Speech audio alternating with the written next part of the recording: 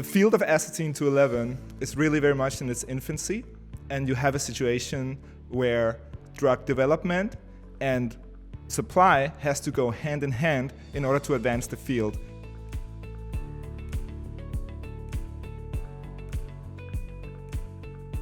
So it's sort of a chicken and the egg problem where either drugs come first that demonstrate that there is clinical efficacy behind astatine, and that will then trigger the development of supply.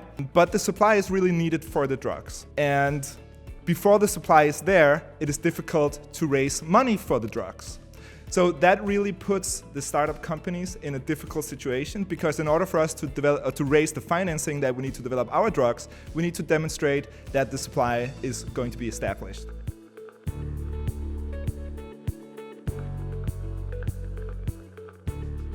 So really that the IHI project was constructed as a synthesis, let's say, of the drug development companies and the supply companies, the cyclotron producers that are currently existing, that are supplying the astatine. That was really, in my opinion, the right way to do things, because you make sure that both the drug development and the supply are being developed at the same time, and in a sense fueling each other's advance, let's call it that.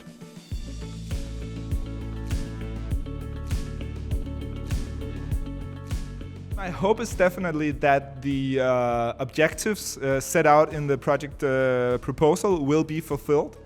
Right now, one of the key things that are missing in the astatine field is clear clinical efficacy from systemically administered drugs. This is something that they have for the, let's say, competing alpha radionuclide, actinium-225 and lead-212. And for astatine, we're really missing it. We have clinical efficacy, but those very sort of hard-hitting images of patients with tumors that are being cleared by astatine are missing.